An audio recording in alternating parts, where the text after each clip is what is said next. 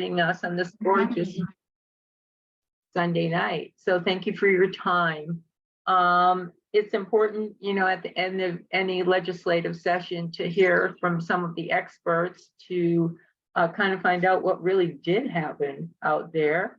And we want to talk about successes. We want to talk about some of the other legislation that maybe wasn't so great and got through, and some of those things that were defeated. So I want to introduce our moderator for this evening, Representative Laura Telerski.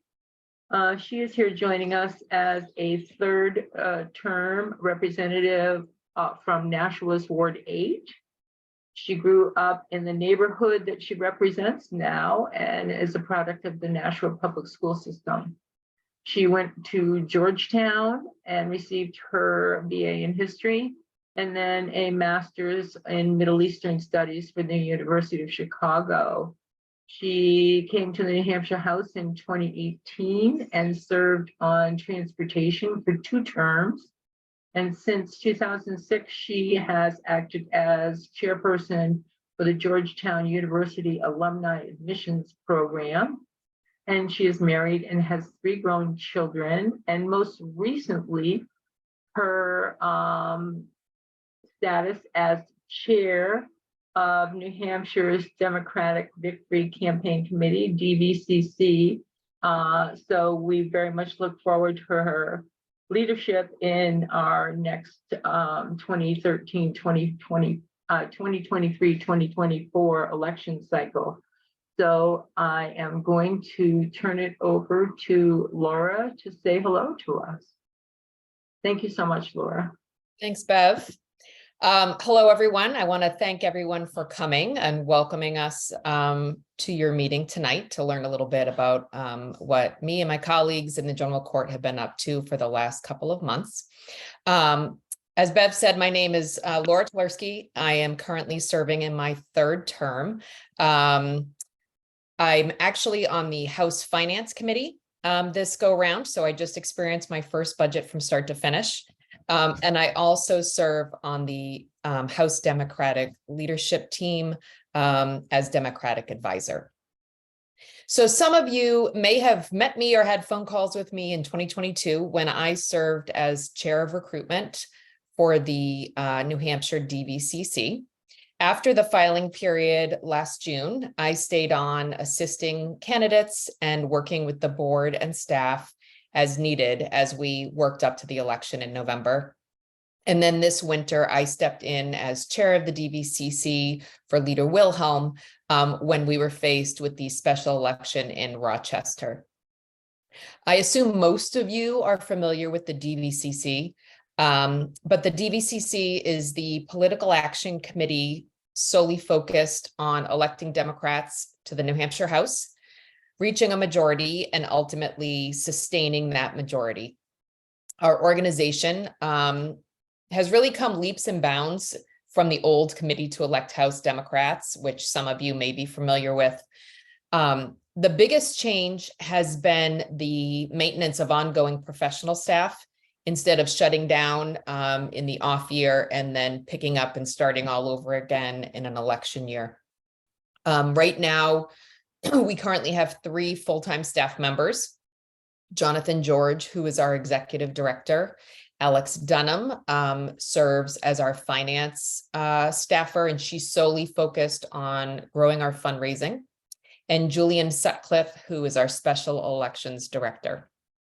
Being able to maintain that continuity has really allowed us to keep our momentum moving forward, continuing to connect with our supporters, and to be able to stay fully engaged with fundraising, ongoing recruitment efforts, and to be nimble and ready to act whenever a special election pops up.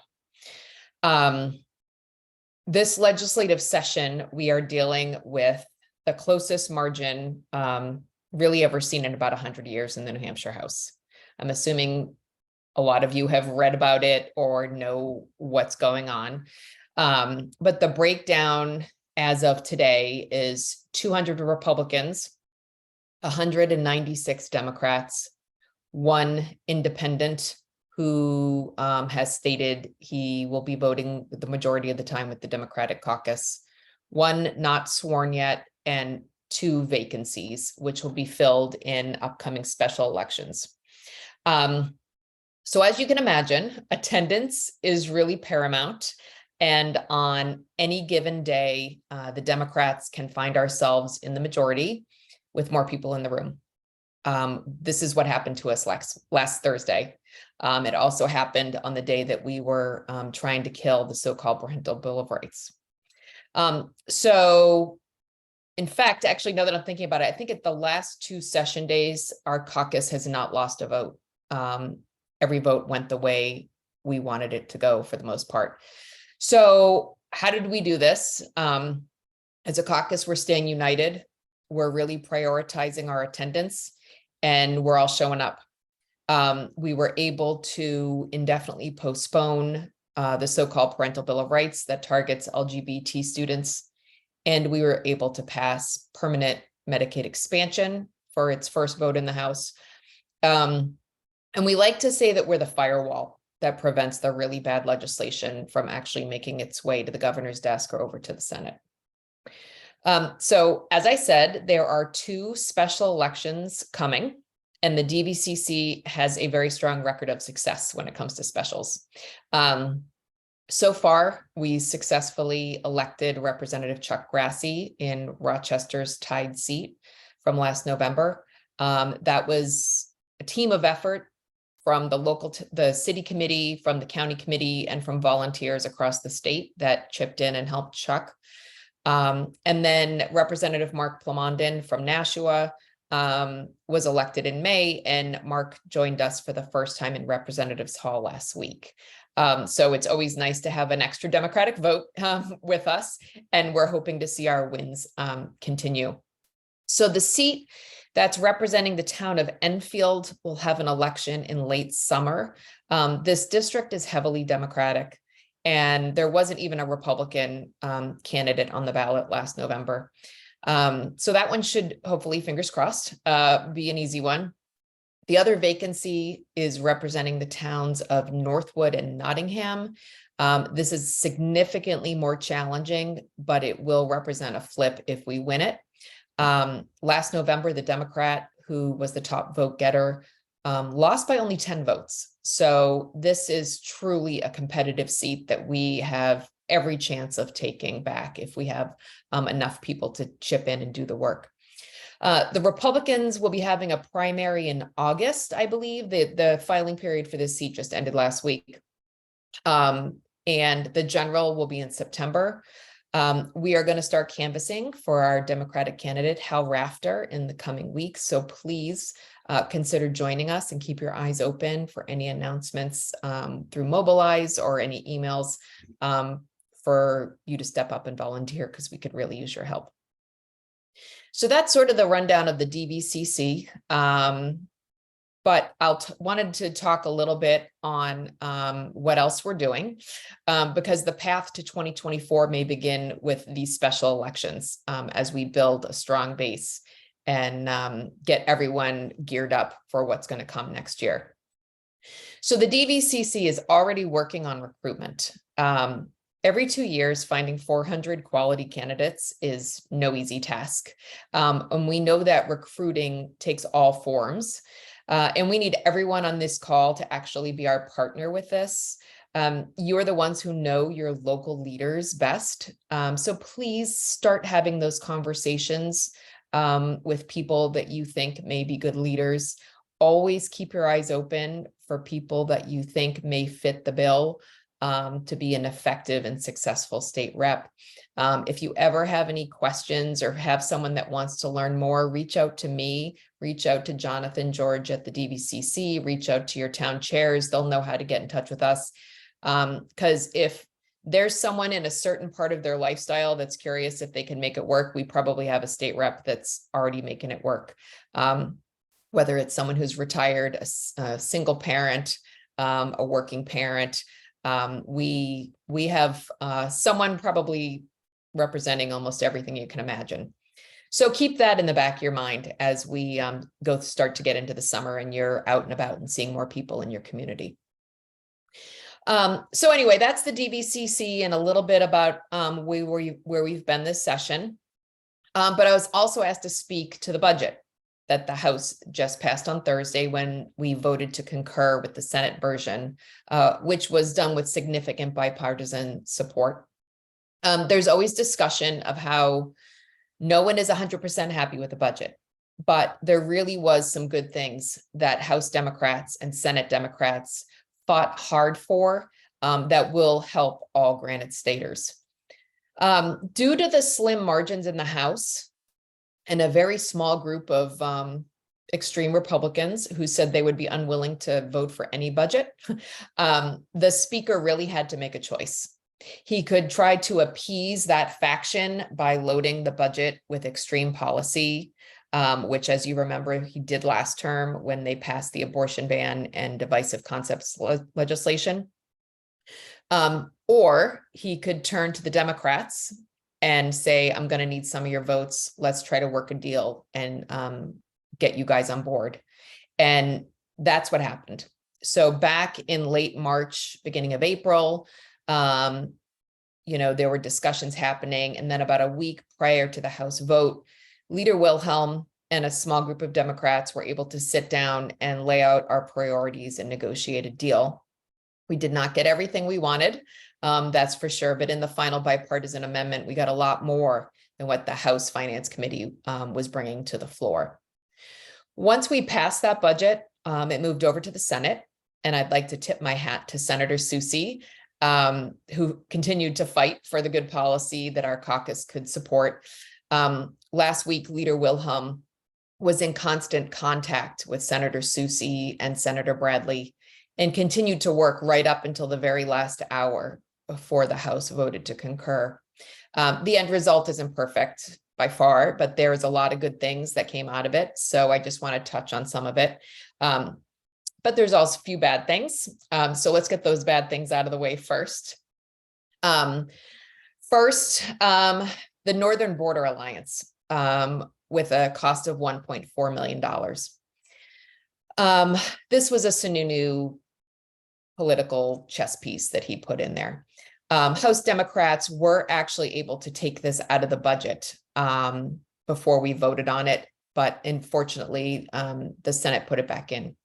We struggled with this issue and having it stay in the budget, but the reality is we can't find enough state troopers to actually hire for regular duties, never mind patrolling the northern border. There's such high workforce vacancies. So we really think this was a purely political move to appeal to their base. We actually don't think they're going to be able to put it into practice. And then somewhat connected to that issue was a last minute addition that we, or the Senate got in, which was to announce, required announcement of public notice for immigration checkpoints. That's a bill the House passed, and we did get it into the budget on our side. But we're very happy we got that in because that was the other immigration issue that House Democrats were hoping we could resolve.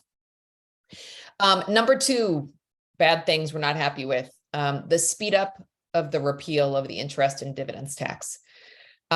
This was the tax cut Republicans were insisting they had to give to their voters. On the House side, and I'm sure on the Senate side, we tried all kinds of negotiations on this. We tried to twist it lots of different ways. They just wouldn't budge. This is the one thing they said, we have to do a tax cut, and this is going to be it. So unfortunately, I believe this is going to result in a reduction of about $100 million in revenue. So this is going to be a problem moving forward. We're going to have to find a way to make that up, or hopefully we can be in the majority next term and do our best to try to stop the full repeal. Keep your fingers crossed. We can do something with that. The last big thing that was really the holdup that brought us down to the last second was Group 2 employee retirement correction for certain police, fire, and corrections officers. We were attempting to rectify a change from a decade or so ago that affects about 1,800 employees. But the reality is the cost was just too rich for the Senate to go along. One report said that the fix was going to cost $250 million over 10 years.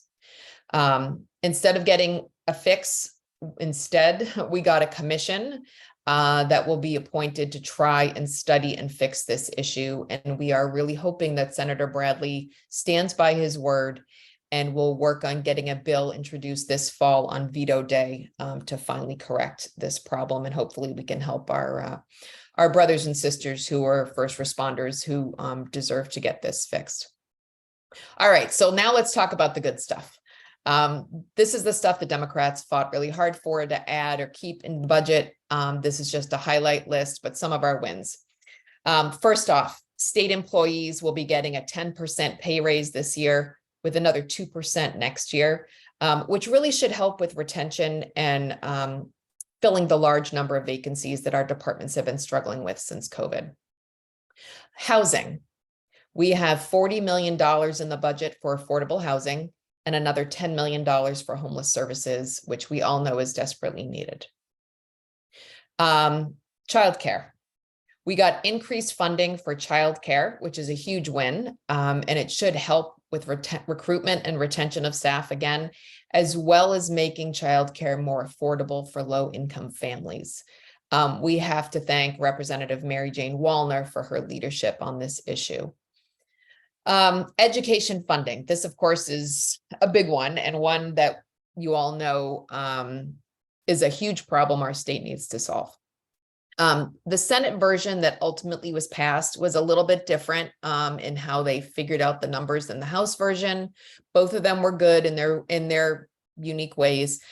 But what we ended up with was an increase in base adequacy, and it attempts to get more money to those towns that really need it. But we still have a long way to go. One thing is we wanted automatic free and reduced lunch registration when that was taken out of the budget. So communities will really need to prioritize their free and reduced lunch applications at the beginning of the year.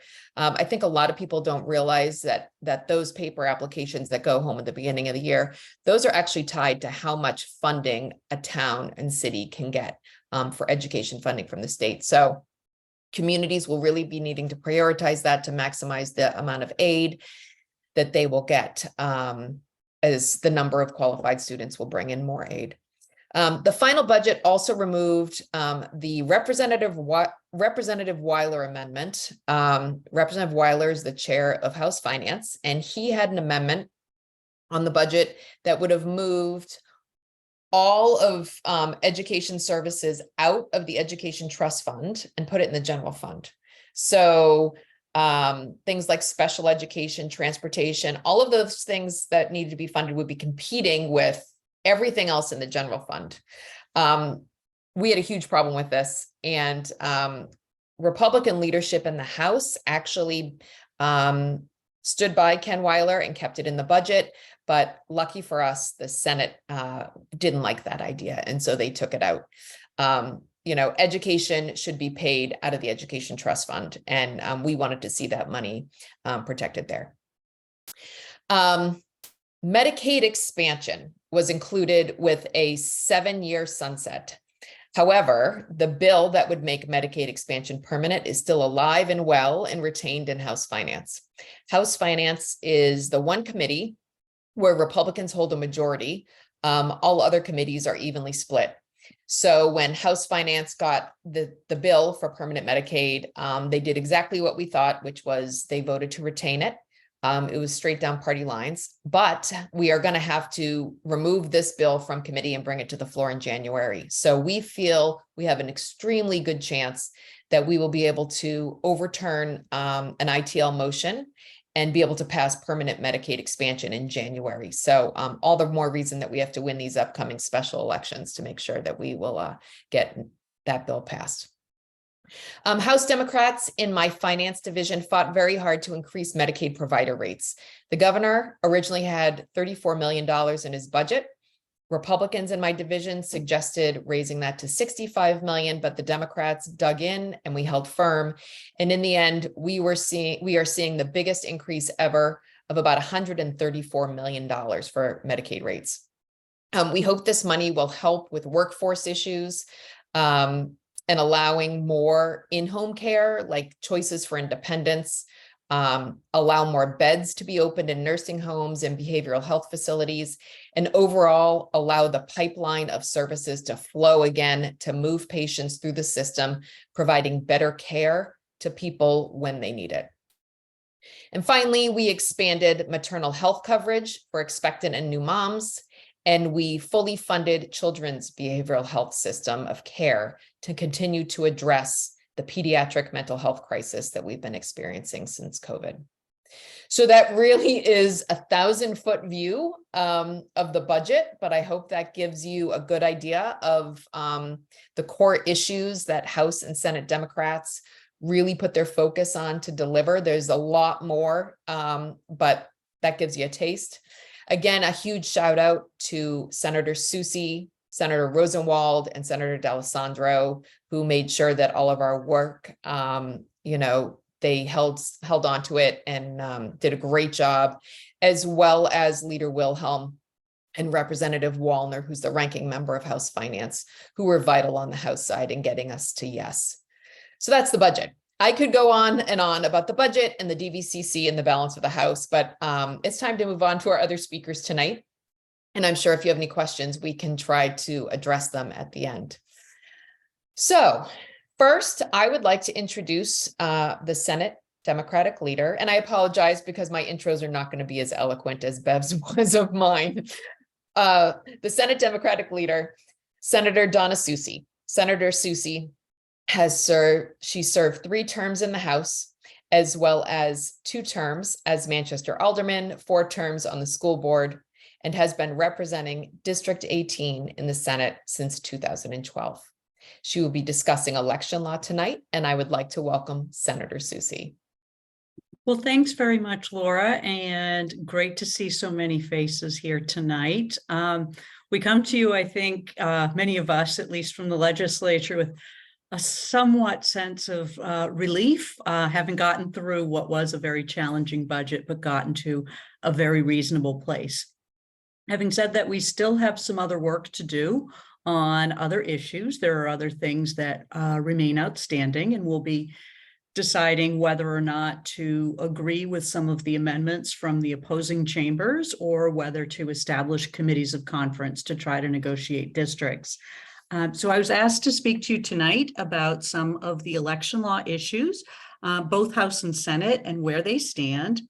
I'm not going to speak about every bill because there were about 70 of them, but hope to cover some of the highlights and I think the topics that are most relevant. Starting off on a positive note, there are 2 bills that passed that make relatively simple, discrete changes, but good ones to the law. One was House Bill 286, and that was Representative Cannon's bill that will allow candidate or a representative of the candidate, which could be the town or a county chair, to pick up signs from a public works department from a city or town. That's been enacted. That will be very helpful because a lot of times, I think many of us have encountered really zealous volunteers who want to put signs up everywhere, and they ended up getting picked up, and then you can't always reclaim them unless it's you yourself. So that'll be an important change, and that's going into effect. Another bill going into effect, which actually I think complements the work that Representative Porter had done when she did the legislation to make sure that people were aware if they overvote. So for example, in many of our House races, there are multiple seats. If you vote for more than the number, a lot of times all of your votes would be thrown out, but we now have legislation for the overvote. In addition to that, we're now going to have language on the ballot that specifically says, vote for no more than. So if there are 4 seats, it says vote for no more than 4, to once again try to avoid the situation where someone's vote isn't counted for a particular office. So both of those bills got passed and have been signed by the governor. So off to a good start. And I want to just touch on it quickly because there seemed to be a lot of confusion about it, even though it was like truly a little technical thing. We did have an amendment in the budget that dealt with campaign finance. There was Adam Sexton, some other people, credible people, just put out misinformation about it. Unfortunately, it's been corrected, but I want to keep the record straight. We have in our law limitations on what individuals can contribute, on what corporations can contribute, on what unions can contribute. Where an error had been made last year was limiting what is very transparent money from one campaign committee being transferred to another campaign committee. So, for example, if I want to write a check from the Donna Soucy for Senate campaign, every dollar of which has been reported to the Donovan Fenton for Senate campaign. For the last 2-3 decades, I've always been able to do that. And we in Senate Finance, through an amendment, restored that ability. It's simply for unlimited campaign contributions from a candidate committee to another, which is what the law had been for many, many years and was a technical fix to a bill from last year. So wanted to get that straight right off the bat. A few things happened with the presidential primary. There was an effort in the Senate to pass a constitutional amendment that did make it over to the House. Fortunately, our House colleagues had the good sense to say it's not something that you amend the Constitution with, and laid that on the table. There was also a rather mischievous bill that was sponsored to require national parties to seat delegates from a state. Despite in the Senate fighting that and pointing out that there was a Supreme Court opinion that stated you can't do that, the Senate still passed it. Fortunately, the House had the good sense to kill that. There was what I think is a more appropriate response to the DNC's challenges of our presidential primary, and that was a resolution endorsing the primary and say we stand by our existing state law. So that did pass. And although it doesn't have the force of law, I think it makes that important reinforcement of the position that we take. Regarding the state primary, there are actually 3 different bills. All of them are still in play. So there is Senate Bill 133, which would have changed the primary to May and required a runoff in a multi-candidate primary if none of the candidates got 50% or more of the vote. So that's still in the Senate Election Law Committee. We're going to have to act on that in the fall and bring it up in January. There are 2 bills changing the date of the primary that remain in the House Election Law Committee. House Bill 115, that changes the primary, or would change it, to the second Tuesday in June. And House Bill 333, which would change the state primary to March and also require a runoff, as I described. So that's an issue that's going to come back, and that I think we'll obviously deal with very early. We would need to, if we are to make any adjustments to our current schedule. Regarding voter registration, there are a few efforts to do some bad things with domicile and residency, most notably House Bill 40. Luckily, that was laid upon the table, and I don't think there's an effort to bring that back. 3 other good bills to consider that deal with registration. Senate Bill 156, which was a cleanup of the registration process and also verification. That passed the Senate, but got retained in the House. Another bill, House Bill 460, which provides exceptions for registration and would eliminate affidavits. That's actually a bad bill, but unfortunately that got retained in the House, so that will be coming up as well. And then House Bill 463, which we were speaking about earlier, which creates an election portal. That's a way for residents throughout the state to go online to do their registration. And that, once again, stays in the House, but the House will have to take action and bring that back up for a vote come January. Couple bills dealing with voting machines. House Bill 73, which unfortunately met its untimely demise in the Senate, but that would have required the Secretary of State to use HAVA funds, Help America Vote Act funds, that we have a lot of here in New Hampshire because we choose to use them very little. That would have created grants so that people, communities could purchase voting machines. And Representative Telerski actually sponsored a similar bill, House Bill 447. That is still alive, but it was retained in the House. So hopefully we can get some movement on that, because as many of you know, around the state, our voting machines, particularly the AccuVotes, are just getting old, and the replacement parts are very difficult to find. So we do need to upgrade them. The Ballot Law Commission is considering a number of different types of machines, but that'll be an important thing going forward. And for some communities, it's just a little hard, given the timing of town meeting, to get those funds made available for that new type of equipment. A couple bills of somewhat interest, I know to probably some on this call, but dealing with ranked choice voting. Both of those are House bills, and both were retained in the House. So the House will have to make a decision in the fall. House Bill 345 would have provided for ranked choice voting in state primaries and municipal elections. And House Bill 350 would have done ranked choice voting for all of our elections. I glanced at the bills. I usually don't get too deep in the weeds on House bills until they come over, but these mirror, I think, in part, the system that Maine has in place. And then the part that I think is really critical for us to work on and continue to work on, because we've got some bills that are out there, but dealing with absentee ballots. I had sponsored Senate Bill 220 and will continue to sponsor versions of that to allow for no excuse absentee voting. As many of you know, that's one of the requirements of our national party to try to make voting as accessible as possible. Since we don't have since we don't have early voting where you can go to a location with no excuse absentee, it's about as close as we can get.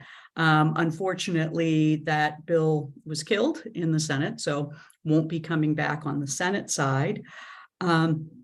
There was a bill, House Bill 244, that extends the time for dropping off and obtaining your absentee ballot at the very last minute and puts express times in the law. That actually passed both chambers, and we're waiting for the House to concur with the Senate amendment or establish a committee of conference.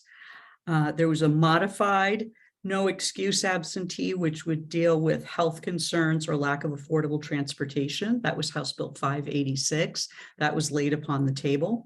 Don't know that that would be able to come forward. And then last, the one that was actually easily passed in the Senate, Senate Bill 158, dealing with the outer envelope on absentee ballots. The Senate has passed a couple versions of this and just can't seem to make it out of the House Election Law Committee. But what makes this bill important is if you vote in person or if you drop off an absentee, you don't have to have that exterior envelope where you would affix the postage.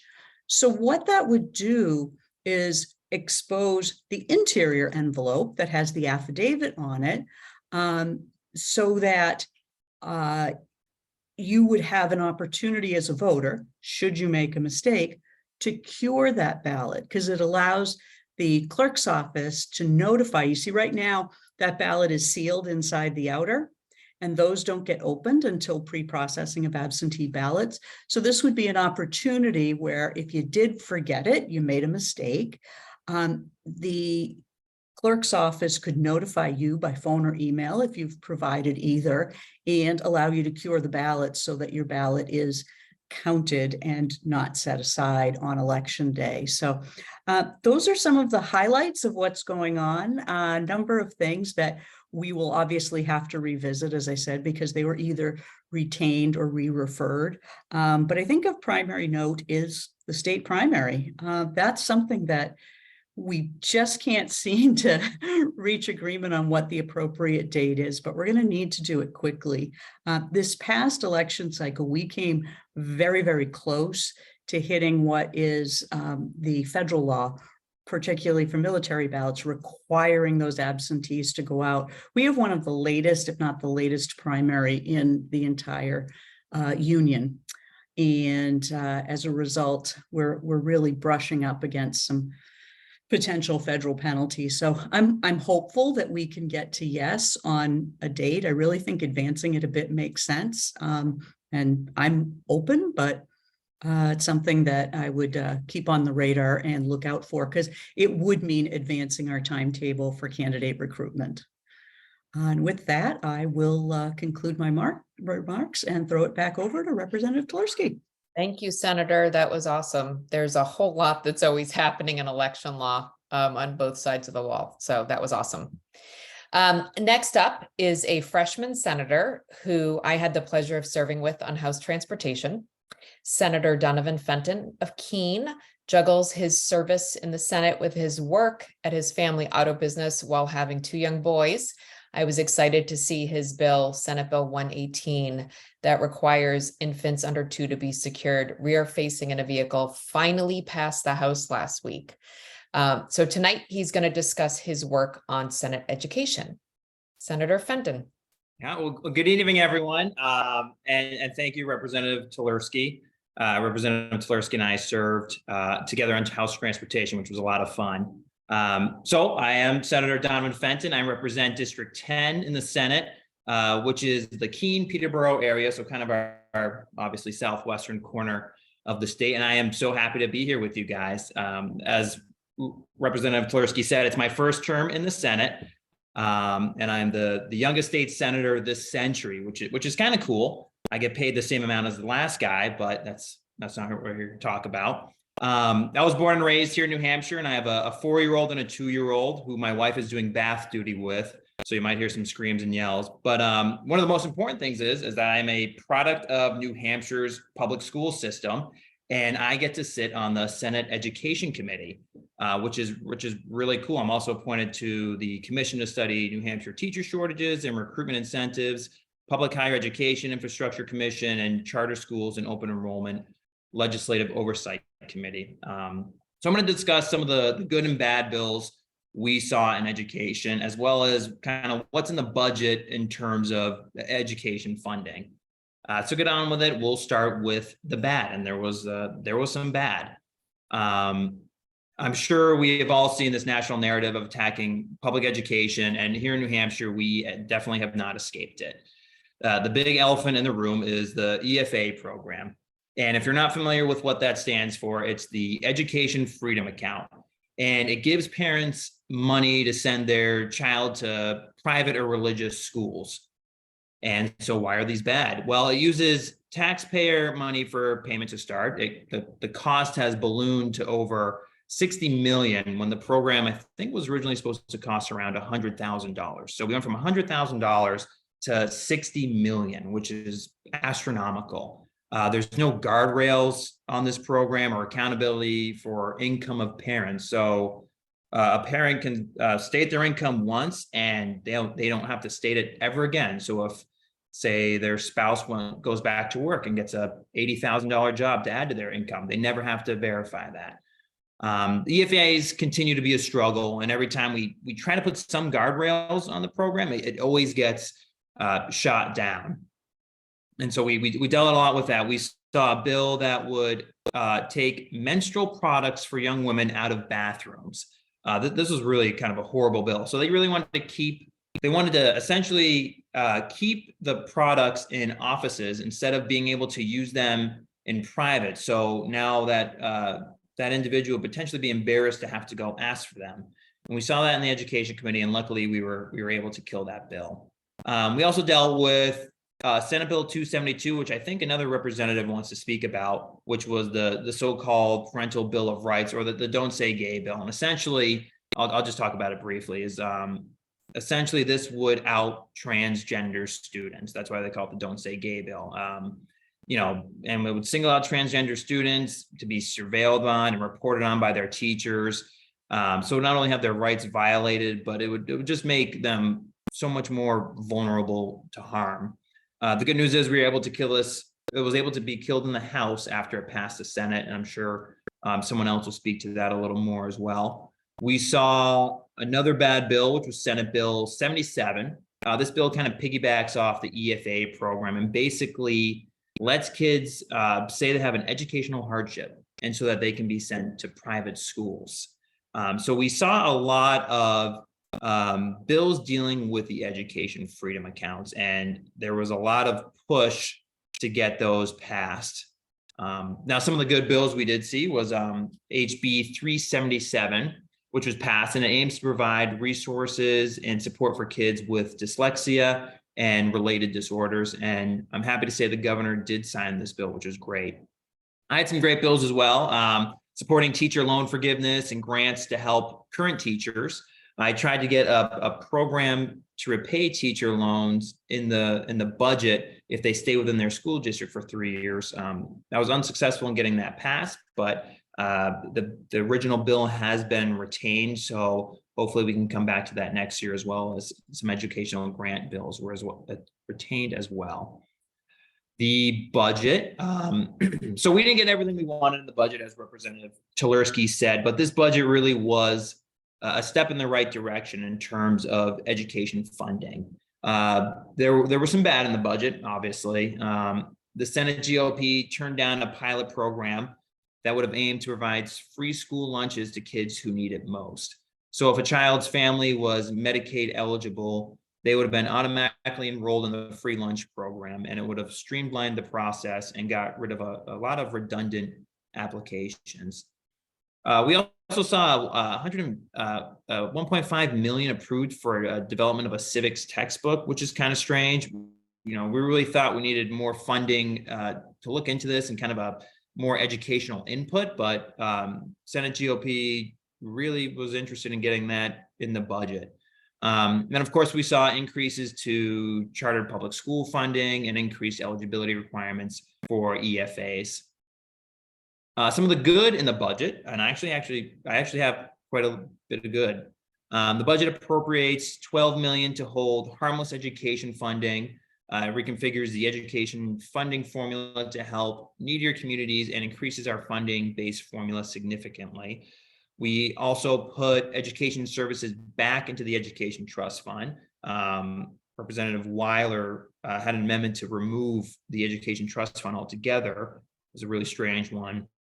We also established a program in the Department of Education to provide stipends and grants to students to reduce financial barriers to entering the educational workforce. So, teachers, educators, things like that.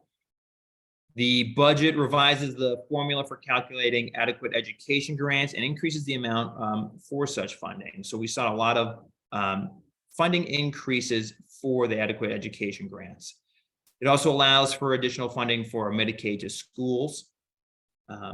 More money was appropriated for the Educational Trust Fund to the Department of Education for the purpose of providing kindergarten and adequate education grants. We also saw quite a good amount of money for childcare, which again we talked about earlier. We also got money. We also got money from the Department of Education for the purpose of establishing an incentive grant program to encourage transportation of CTE programs. So those are our career technical education programs. While this is all a good start, we still have so much more we can do to support public schools in New Hampshire. I think, as I stated earlier, we're seeing this national narrative to really dismantle public schools, and it makes no sense. I wouldn't be here without the tools that public schools gave me. And most importantly, we need to support our students and teachers, and we didn't see enough of that in the budget. So my speech was really short. I hope you guys all took notes. There will not be a quiz after this. I know it was an educational speech, but if you ever need me, please feel free to reach out. And thank you all again so much for having me. And I'll kick it back to Representative Telerski. Thank you very much, Senator Fenton. I am just looking ahead. I think the next person I had on my list is not here, so we are going to move ahead. Representative Megan Murray from Amherst is serving her third term as a state rep and now represents a flotarial district that includes the town of Milford.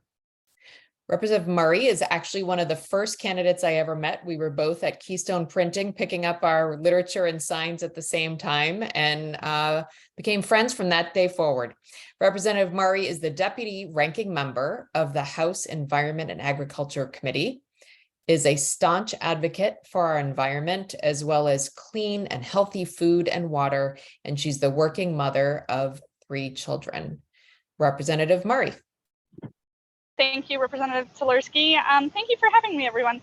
As you know, Representative Telerski gave me a wonderful introduction. I also wanted to speak a little bit to the reproductive bills that are before us. And some of those this year we worked extremely hard on in both the Senate and in the House, which we're really looking at just the bare minimum of getting codified into state law women's reproductive rights.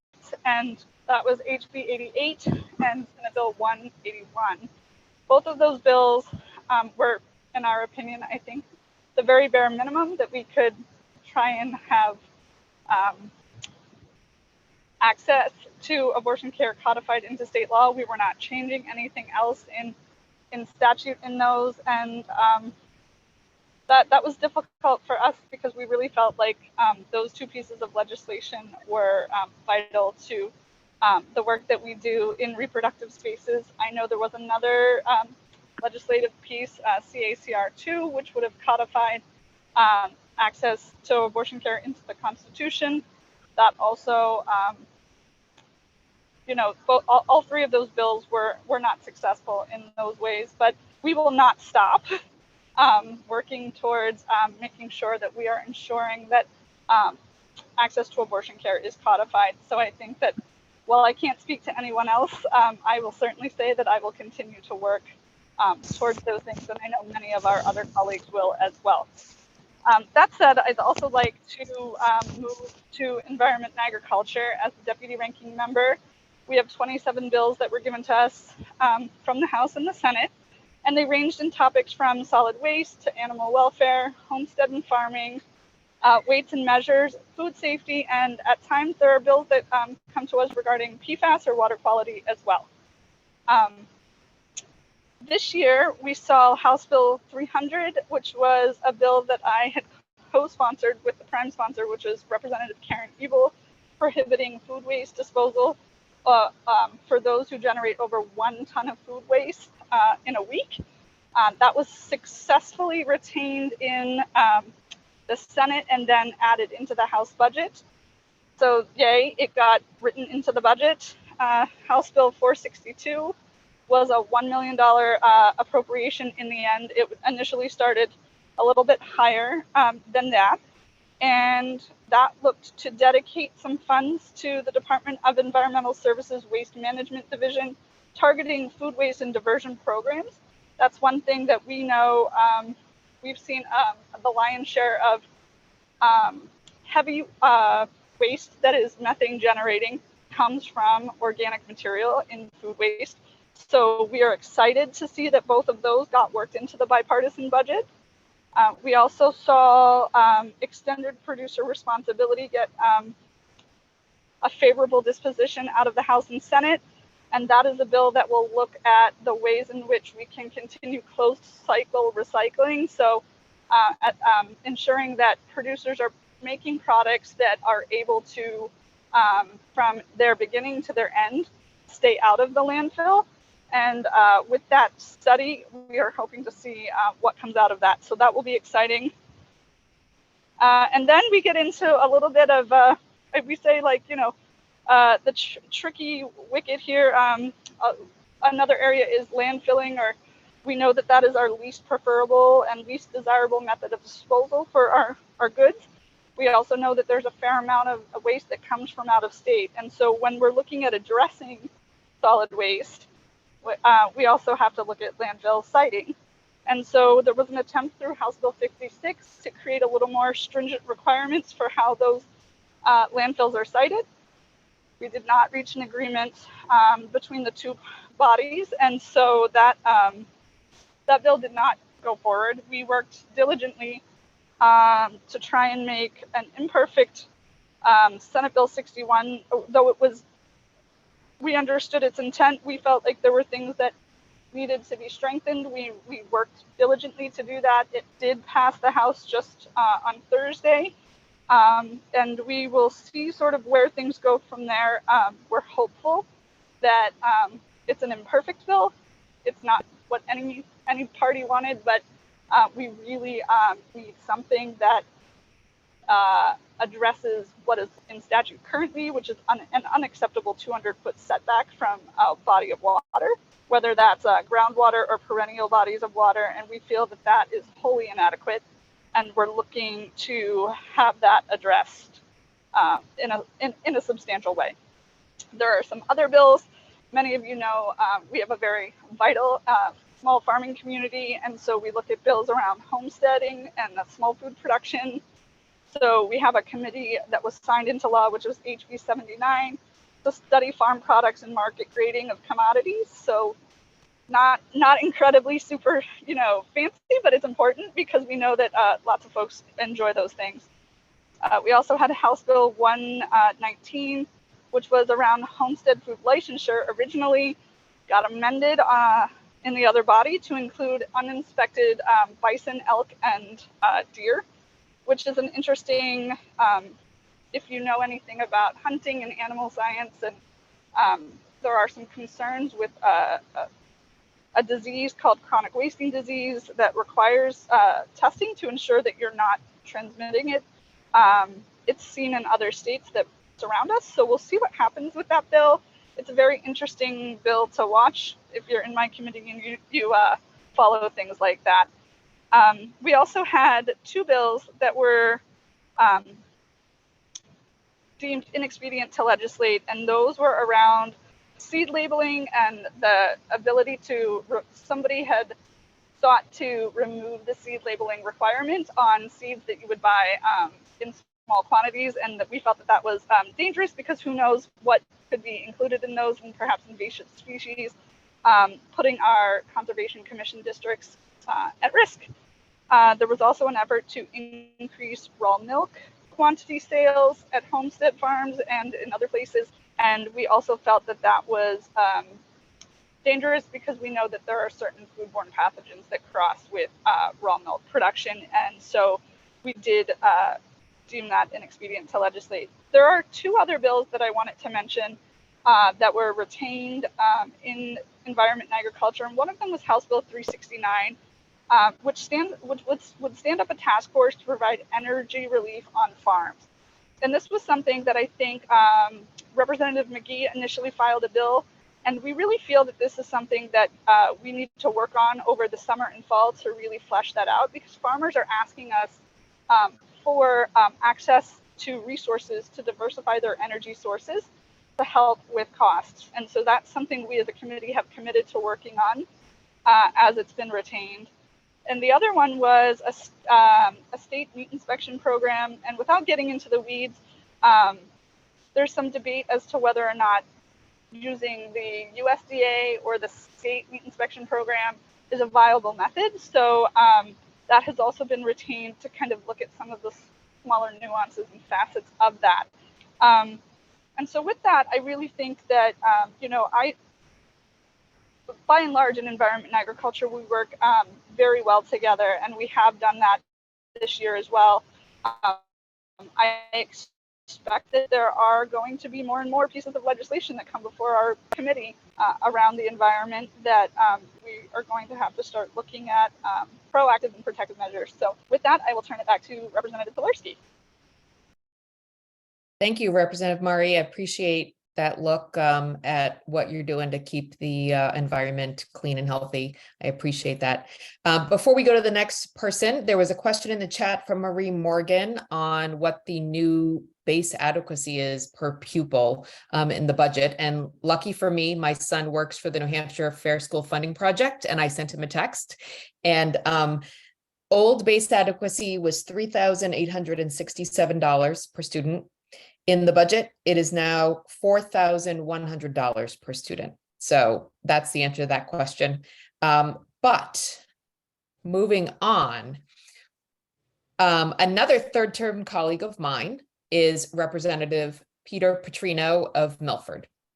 Peter is a retired public school teacher, former Teacher of the Year, who has been an outspoken advocate against the divisive concepts law, as well as supporting our teachers and vulnerable students. He serves on House, Children, and Family Law, and I would like to welcome Representative Petrigno. Thank you, Representative Telerski, and it's nice to be here. Thank you for the invite. Representative Murray and I are very good friends. We too have known each other since 2018, the neighboring town of Amherst, and now Amherst and Milford are together in a floterio.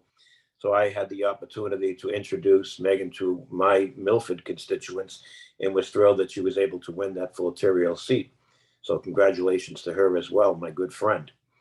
Well, yes, I do serve on the Children and Family Law Committee. I am the clerk.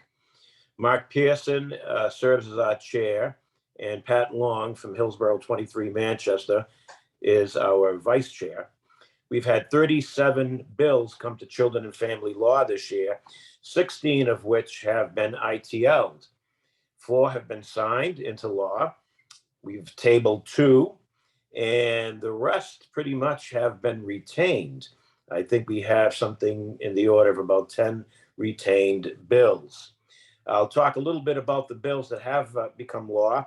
House Bill 85 really was just a housekeeping measure regarding statutes concerning marriage, changing the words a man and a woman to 2 people. Okay, so that was a little housekeeping there. House Bill 151 will establish a committee to study issues related to unmarried cohabitants and common law matters. Senate Bill 43 dealt with the needs assessment of juvenile minors, and that those needs assessments will be, they're voluntary, and they would only apply to New Hampshire residents. Senate Bill 179 would eliminate seclusion and isolation as a punishment in schools and in treatment facilities.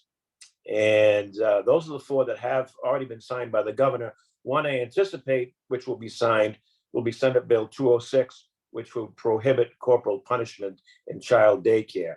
And to be honest, that surprised me because I thought that was something that would have been abolished a long time ago, but I anticipate the governor will be signing that very soon. Many of the bills that do come before Children and Family Law really are attempts by individuals to correct perceived injustices in the family division of the New Hampshire Circuit Courts. Of course, when you go to court, there's always going to be one side that wins and the other side, well, they walk away not too happy.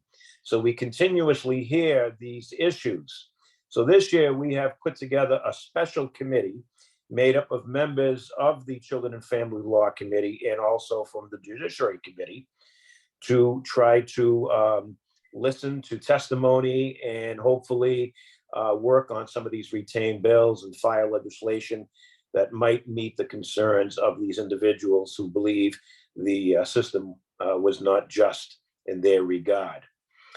One of the 2 bills that was tabled is one that is one that I've been working on very hard. Many of us have, and that, of course, is House Bill 10, the so-called Parental Bill of Rights. Then we were able to defeat that by a vote of 189 to 195, and then it was tabled 193 to 192. But a similar bill came out of the Senate, Senate Bill 272, and we were able to indefinitely postpone that by a vote of 195 to 190. So you can see that these are very, very close votes. What upsets me most of all regarding the Parental Bill of Rights is the fact that the public, many in the public, seem to have this perception that parents do not have rights, when in fact, the rights that are listed in both of these bills already exist in numerous federal and state statutes. In fact, the Department of Education puts out a technical advisory at the beginning of the year listing all of these rights that already exist. And in my floor speech on House Bill 10, I made the comment that it was almost as if the sponsors of the bill cut and pasted the legislation together from the Department of Education's website.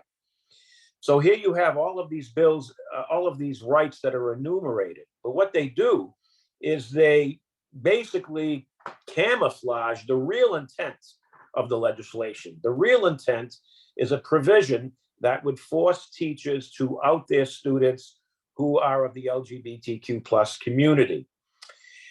And I use the word force. It's coercion. They would like to call it a parental right, but nobody can force someone to do something against their will. And I made the comment that as a teacher, no one would ever force me, law or no law, to violate my students' confidentiality.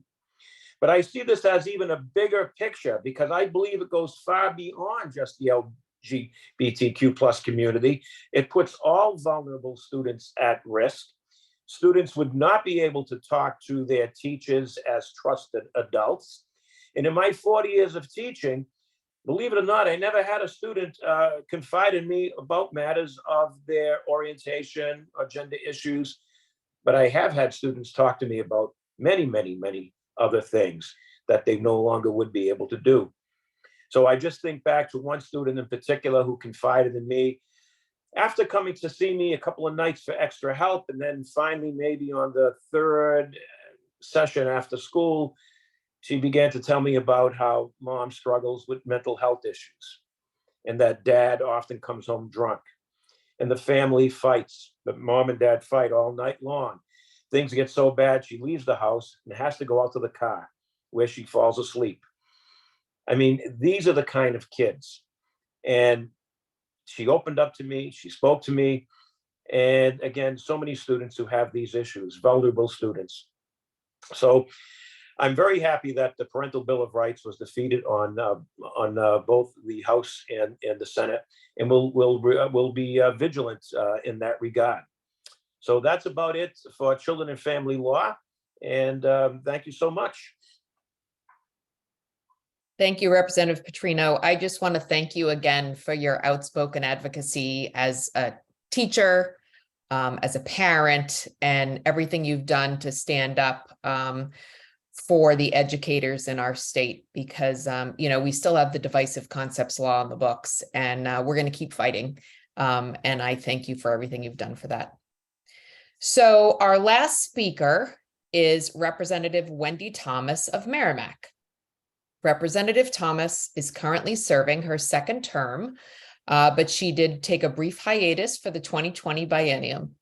She is one of our water warriors, fighting for our clean water, battling PFAS contamination, and fighting for our environment. And she is one of our Democratic warriors serving on House Science, Technology, and Energy. Good evening and welcome, Representative Thomas. Thank you very much. And thank you all for being here. Such an important event to sort of get the information out. I just wanted to start by saying that many of you know that I've been struggling with some health issues this past year. Right before it was time to apply to be a candidate, I found out I had cancer. I've had 3 major operations. The last operation was 3 days before the parental rights bill came up, and I was at the State House, barely. I sat in a metal folding chair for 9 hours, but I got my vote in.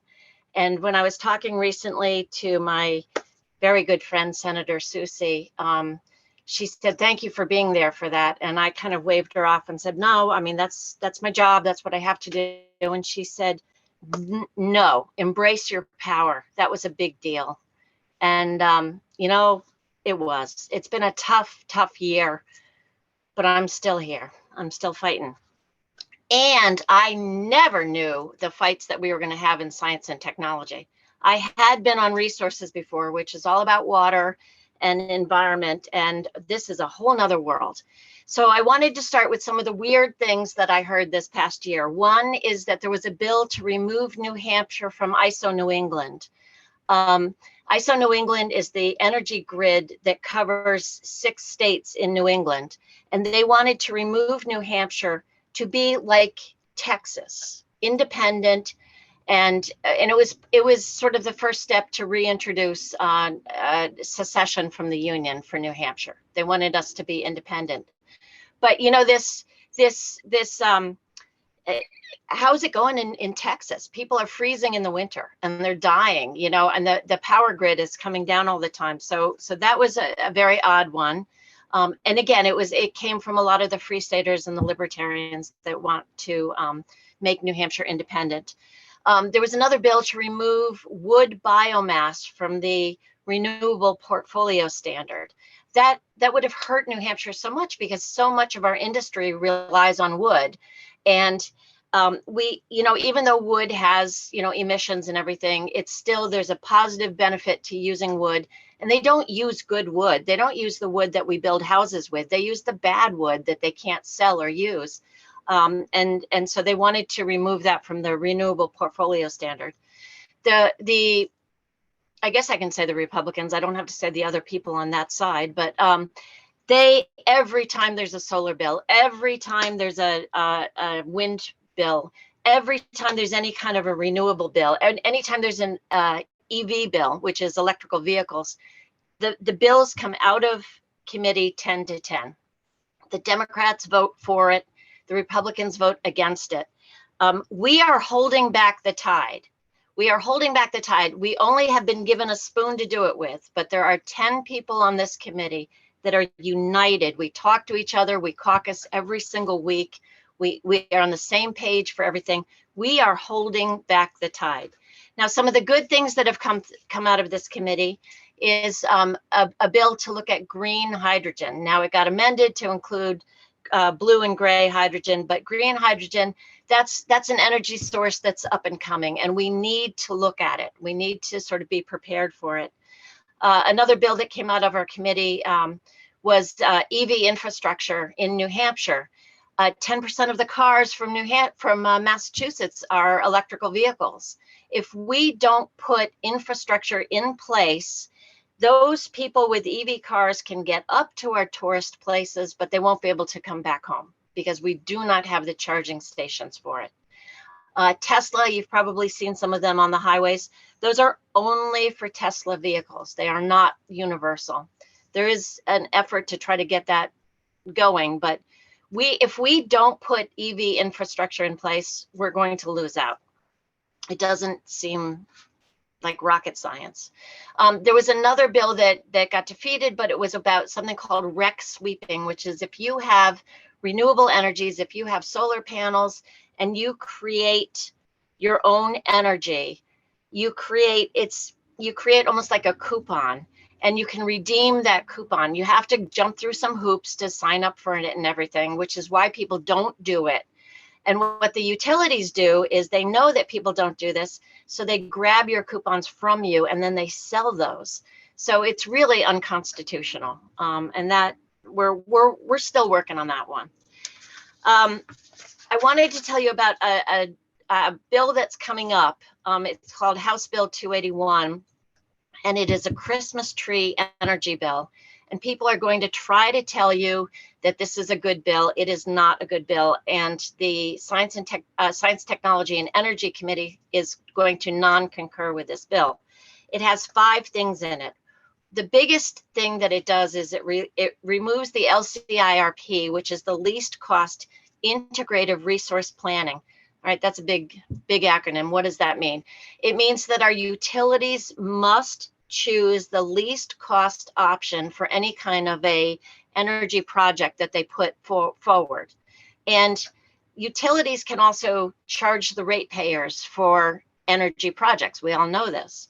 If we remove this option, it removes public input, it removes environmental protections, it removes community health protections, and it could theoretically mean that the utilities could put very expensive projects with, you know, the sky is the limit, and we're going to be the ones stuck with the bill. So that's a really bad thing that they snuck in there. In order to balance that, they put in a good thing, which was that it removed the municipal hosts under the Limited Electrical Energy Producers Act to be located in the same municipalities. So what it means is that towns can sort of share net metering. You know, and net metering is what we're all about. That's, you know, that's a really high democratic priority. And so I think that they thought if they put that in there, we would be happy with that.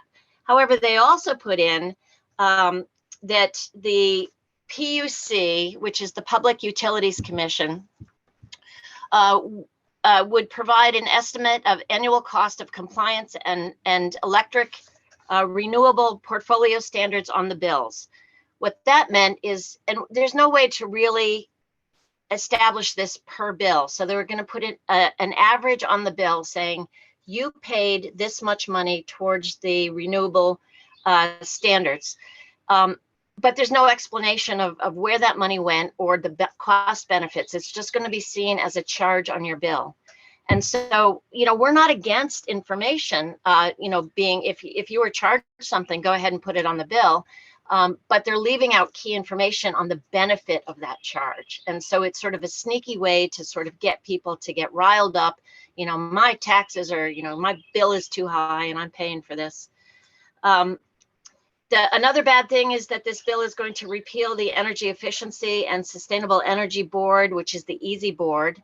And that's a board that works with the public and gets a lot of public input. And again, they're trying to remove all public input to energy bills, or energy projects, I should say, not bills.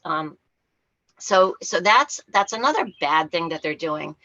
Removing public input and sending it to the Department of Energy, which are governor appointed people in the Department of Energy. The last thing is that that this bill will make various changes to the Energy Facility Site Evaluation Committee and permitting process. And again, this will remove environmental protections as well as human health protections. So that bill, a few of us on the committee have written some letters to the editor about it. We are not going to concur as a committee. I understand there may be a difference of opinion in the body, but we are not going to concur with that.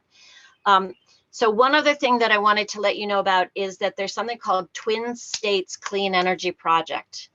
And this is a proposed renewable energy project that starts in Vermont. It comes down the river and then it's going to cross over to New Hampshire and be built in New Hampshire. It comes from Canada and it's hydropower and it could be really good. We're keeping an eye on this because it could be very, very good. There's some red flags already. One of them is that on the Vermont side, all of the lines are going to be buried.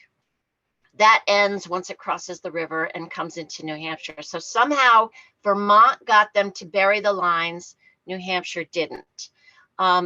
They're saying that they're going to be using the transmission land that's already available.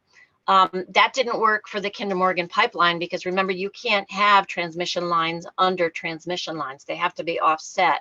So this is a brand new project.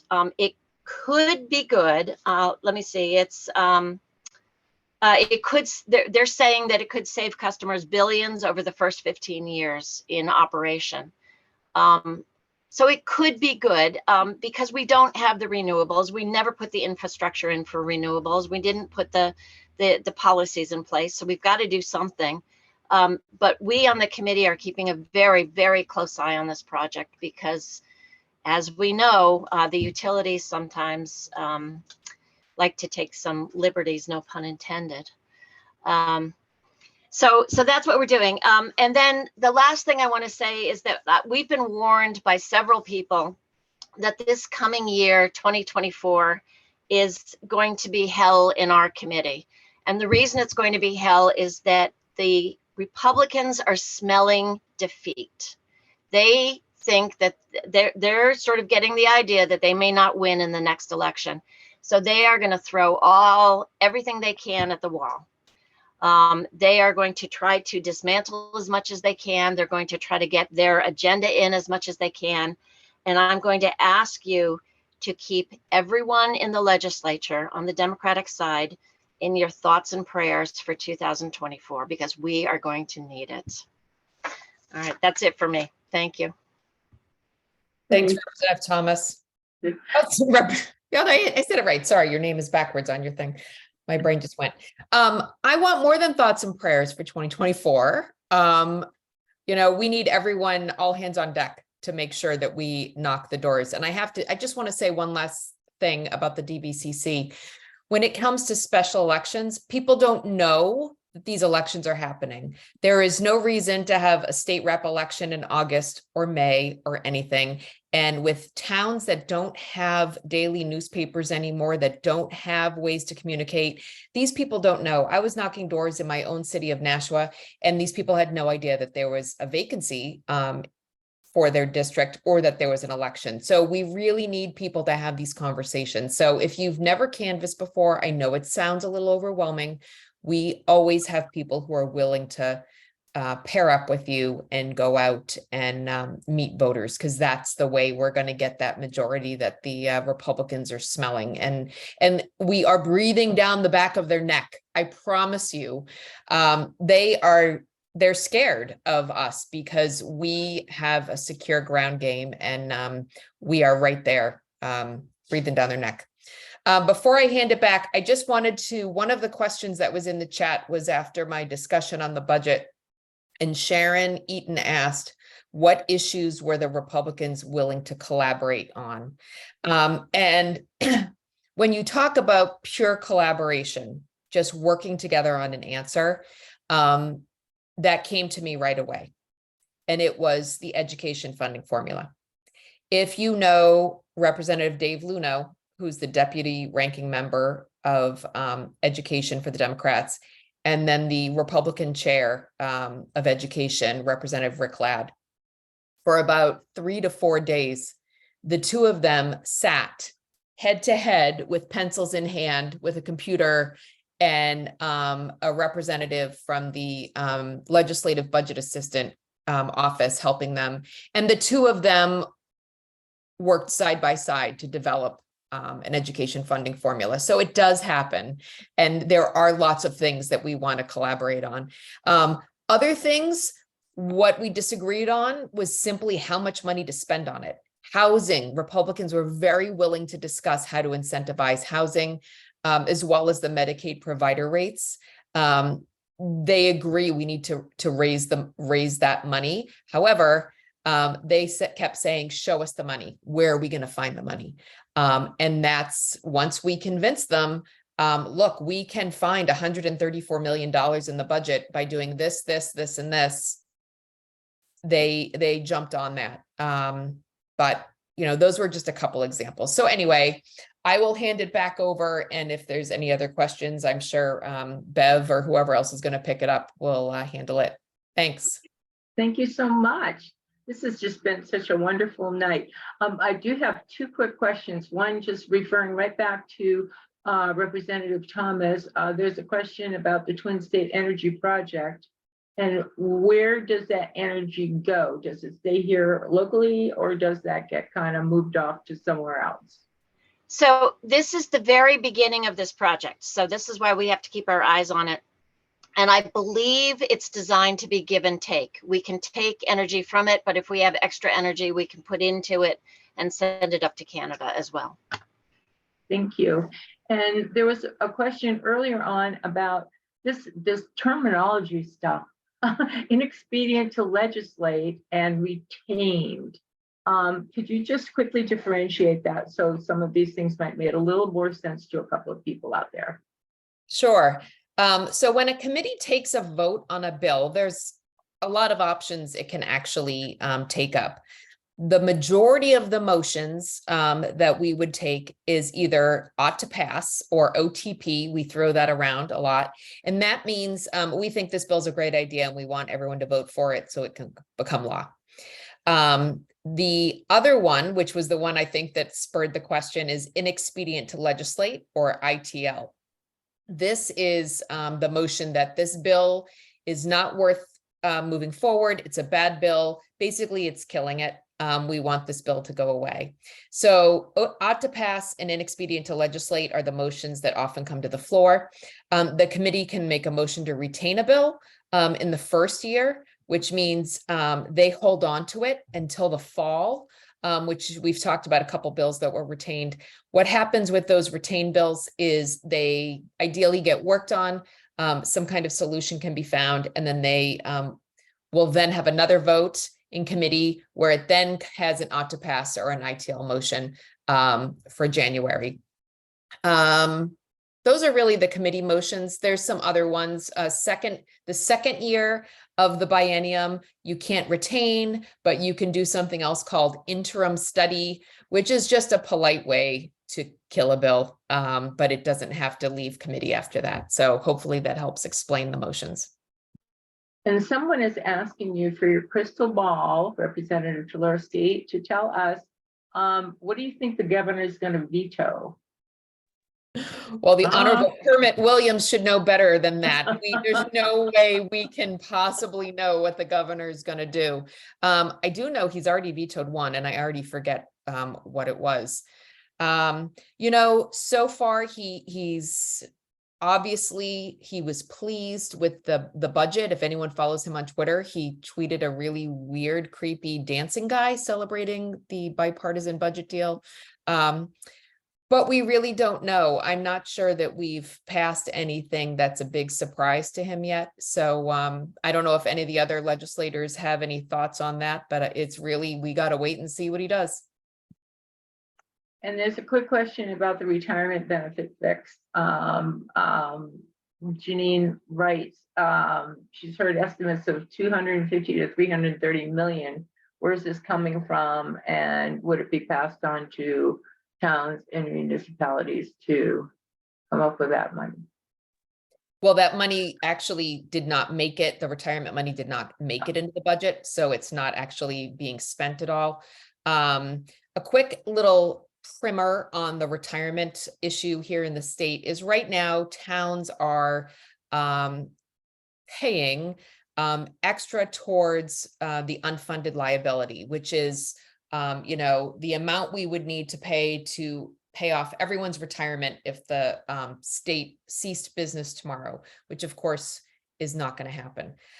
When the retirement system was set up 30, 40 years ago, the state said they were going to chip in X amount of money. I'm not an expert on the details, but I think it's somewhere like 30%, whatever it was. And then over the course of the years, the state backed off that amount, backed off that amount, backed off that amount until late 2007, 2008, the state stopped their contributions completely, putting the towns and the municipalities on the hook for paying that extra into the unfunded liability. So there's a couple solutions that people have tossed around.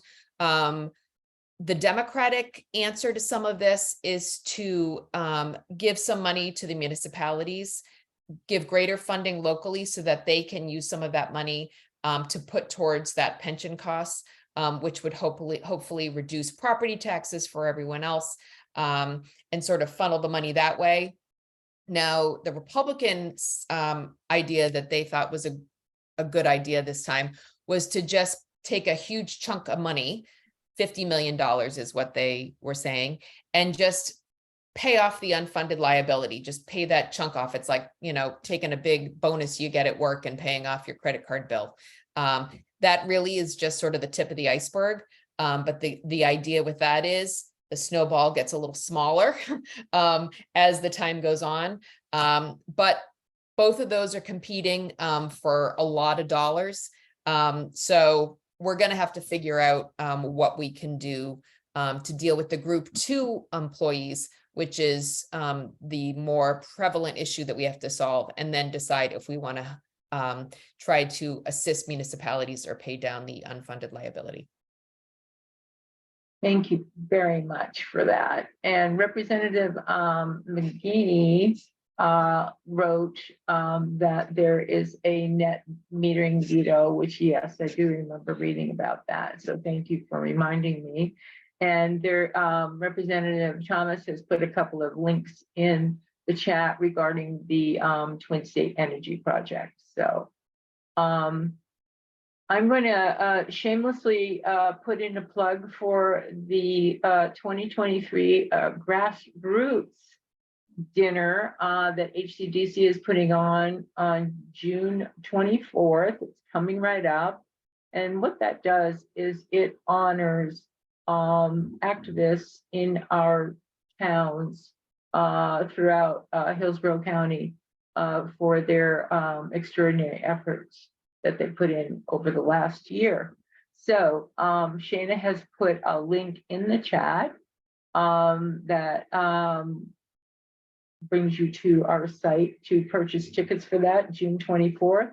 Cocktail hour starts at 4:30, followed by a dinner, and Chloe Maxman, Dirt Road Revival, is going to be there speaking to us, as is the Ukraine for New Hampshire folks, Brian Nolan and John Fitzpatrick will also be speaking at that event. So I'm going to turn it over to my, who I call partner in crime, co-chair, Katie Cutshall, to wrap it up for tonight. And thank you so very much, everyone, for coming. Great, thanks, Bev. Katie Cutshall, co-chair of the Bedford Dems with Shana Potvin, and also co-chair, as Bev said, with her on Hillsborough County Dems. Yes, please come to our Grassroots Awards dinner. We have several awardees on this Zoom tonight. Shout out to Don Rankin from Wilton and Marie Morgan from Goffstown and the Honorable Sue Mullen from Bedford. Sorry if I missed somebody else, but we'll be announcing them soon. But all three of those people will be honored at the dinner, and we'd love to have you join us in celebrating them. I want to also give a shout out to Representative Wendy Thomas for suggesting this forum.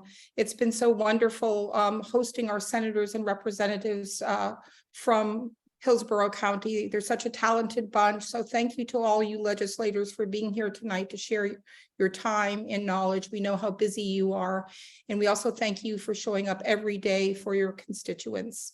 I also put in a link, it's going to show up as Shana's name because we share a Zoom account, for signing up our email address. If you're not currently on our email weekly updates, newsletters, we do a weekly newsletter with legislative updates, action items, and we post about our events. So please email us and sign up. We'd love to have you join us in getting those newsletters.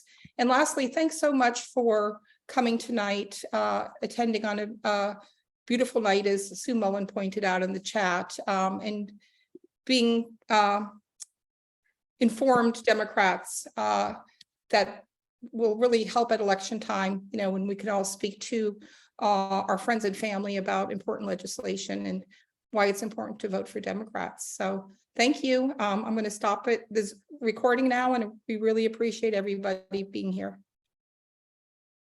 Thank you. Thank you for having me. Thanks. Have a good night. Thank you.